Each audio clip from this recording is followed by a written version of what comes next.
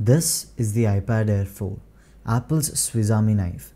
It can do everything from note-taking and streaming Netflix to editing 4K footage that my MacBook Pro cannot even play back. It can be a $700 drawing book, can charge the world's most expensive pencil wirelessly, and most importantly, comes in sky blue. And this is my review after using the most balanced iPad ever made for 3 months.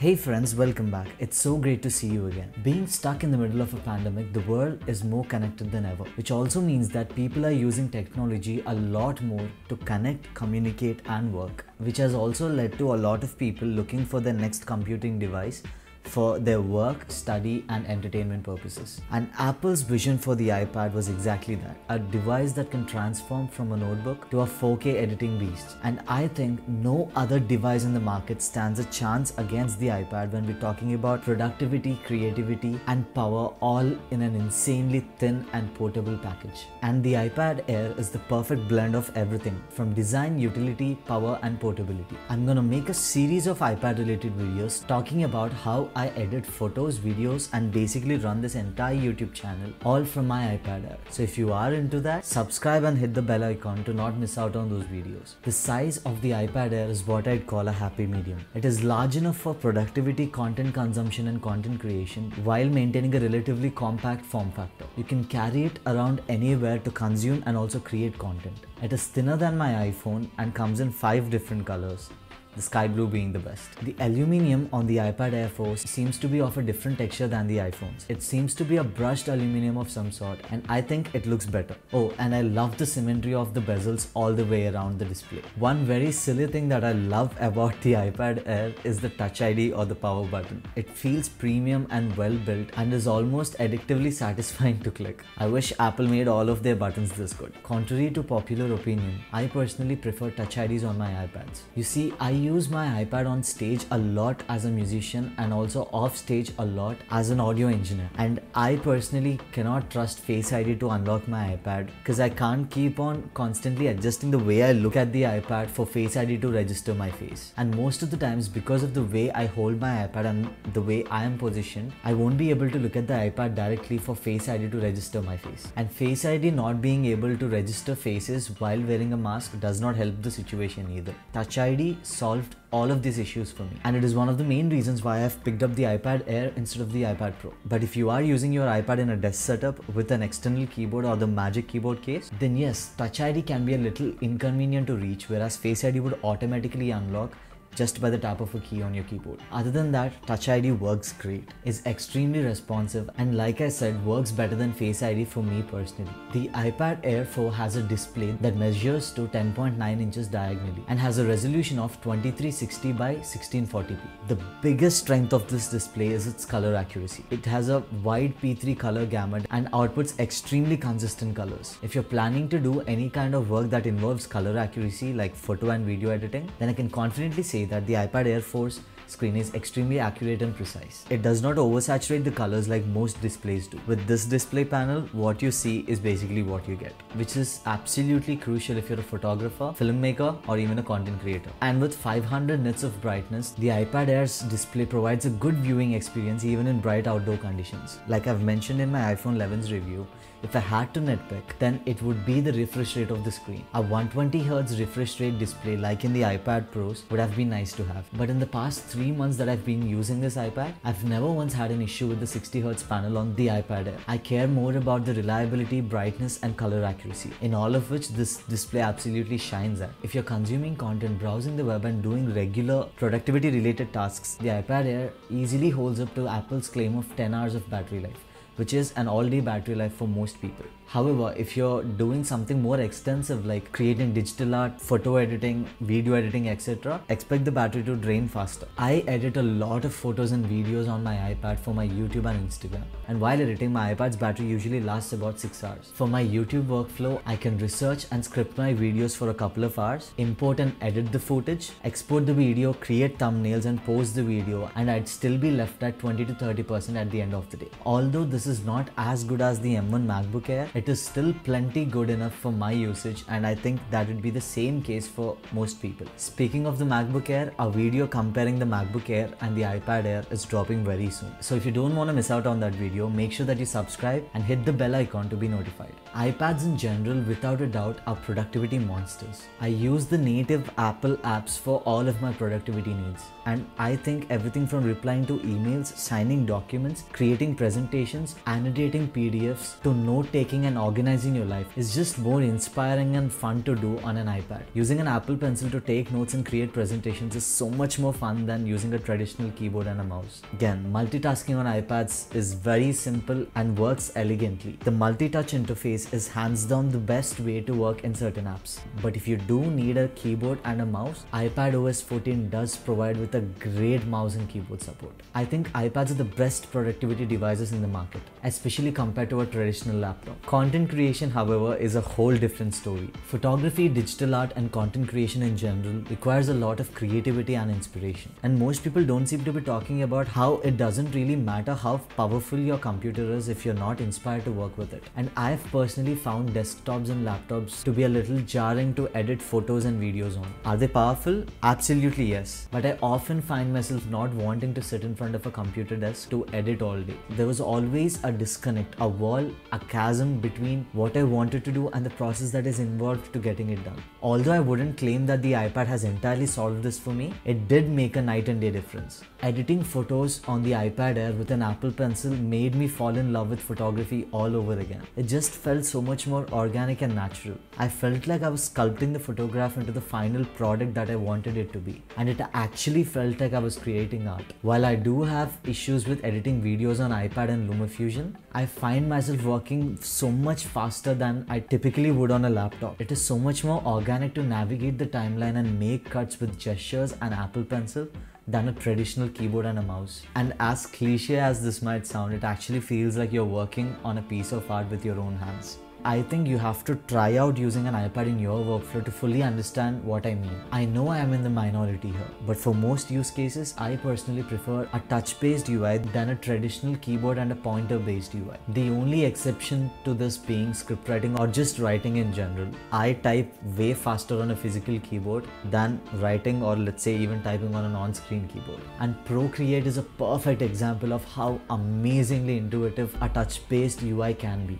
I am just amazed at what people were able to achieve with Procreate on an iPad, and I think this is clearly the result of software just getting out of the way so that you can be creative without any friction. But if we are to talk about how the iPad Air's performance holds up for actual professional workloads, for photography I think it's very clear that the iPad Air can replace a laptop for most photographers. The iPad Air breezes through photo editing without breaking a sweat. You can edit and export hundreds of images on Lightroom Mobile as fast as or even faster than most laptops and desktops that are being sold in the similar price range. And it's kind of mind-numbing as to how amazing Affinity Photo on iPad is. Almost everything that the desktop version of Photoshop can do, Affinity Photo on iPad can do it too, and even better sometimes. And one great news that I have for all the photographers out there is Capture One, which is the best photo editing platform, is finally coming to the iPad. And guys, I can't tell you how excited I am to try out Capture One on my iPad. The performance while video editing on my iPad Air has been amazing as well. LumaFusion is hands down the best app to edit videos on an iPad. And all of these YouTube videos that you're watching right now are being entirely edited on LumaFusion.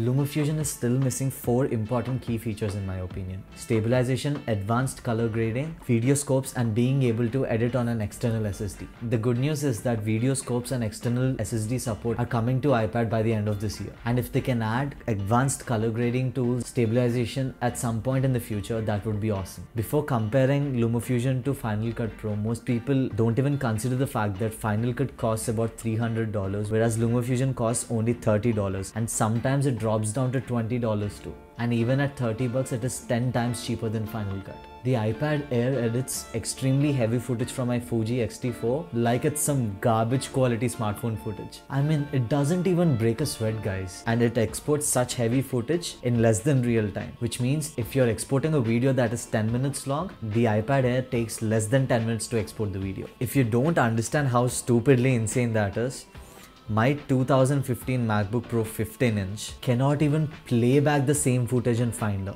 Forget about editing and exporting. Yeah, this thing is pretty damn powerful. If you're planning to start a YouTube channel, or if your workflow doesn't need heavy color grading, LumaFusion on iPad is a better video editing experience than any other app out there.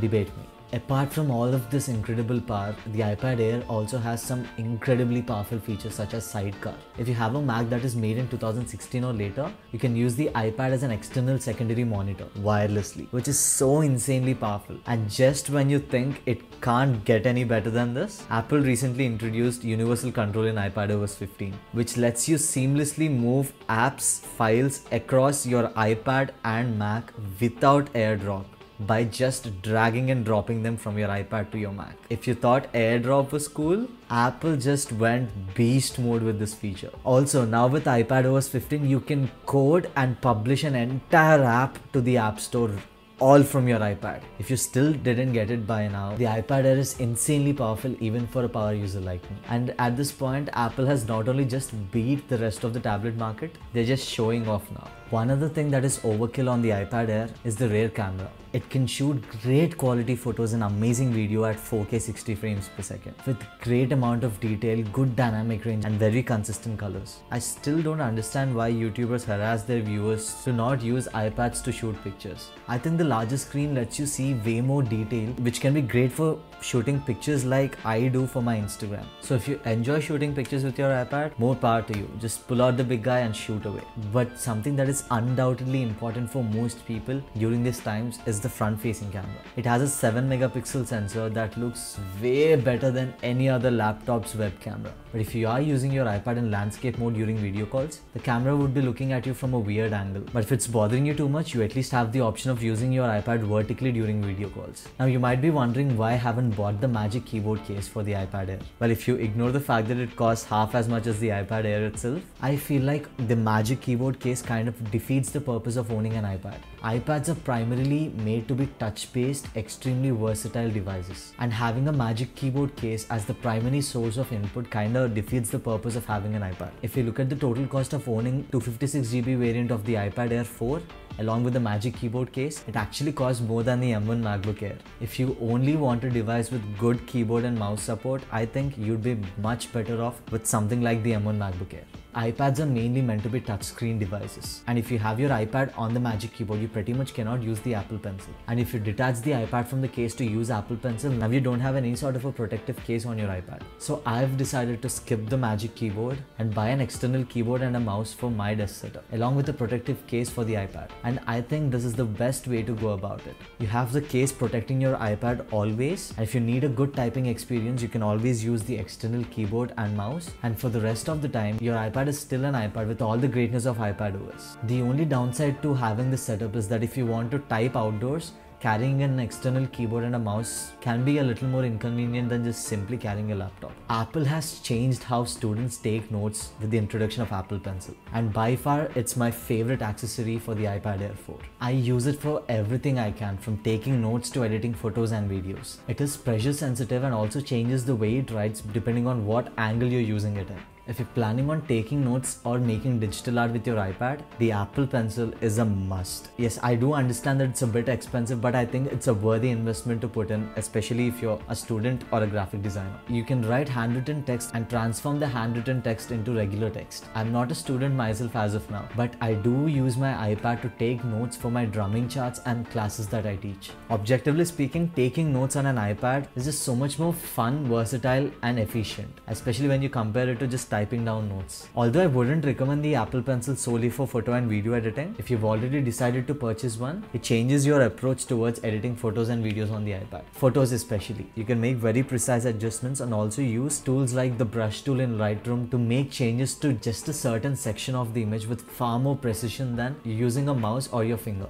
The iPad Air finally is now using the USB-C port to charge and transmit data. And this port can transmit about 600 megabytes per second, which is plenty for most people including me. I transfer about 80 to 100 GB projects very frequently from my iPad to my SSD. And the iPad almost always finishes the transfer within 5 minutes. And not to mention the amazing flexibility that USB-C provides. You can adapt almost any sort of a peripheral to the USB-C port without an issue. I'm gonna do a separate video on my iPad desk setup that I'm currently working on and also the accessories that I use. So again, if you haven't already, subscribe so that you don't miss out on the upload. The 64 GB variant of the iPad Air 4 starts at $600 and the 256 GB variant starts at $750. I would not recommend anyone to buy the 64 GB variant. It is simply not enough for any sort of a use case. The OS and the apps installed on my iPad take up about 20 GB of storage and I have only about 20 apps and no games installed on my iPad. So if you do buy the 64 GB variant, you'll probably only be left with less than 40 gigs free after installing all the apps. And micromanaging storage is the last thing that you want to do while you're working or being creative. And if you're editing photos and especially video, don't even consider the thought of getting the 64 GB variant. Each of this video project takes about 100 gigs of storage on my iPad. So yeah, 256 GB is just the right amount for me. And I highly suggest that you get the 256 GB variant even if you don't plan on doing any sort of photo or video editing. Because the 256 GB variant will just simply serve you longer, thereby giving you more value for your money. So if you are looking to buy the iPad Air, I'd say go for it. The M1 iPad Pro, as great as it is just overkill. If saving 2 to 3 minutes on a video export or having the larger micro LED display sounds more important to you, then yes, I'd recommend that you get the 12-inch iPad Pro. But for everyone else, including a power user like me, the iPad Air with 256 gigs of storage is plenty enough. If you found this video helpful, a like would be really nice. And if you have any questions, please feel free to ask me in the comment section below. And like I've already mentioned a couple of times in this video, I'm gonna be making a lot more iPad related content in the future. So if that sounds interesting to you, please consider subscribing. That would be delightful and also would be really helpful for the growth of this channel. Until next time.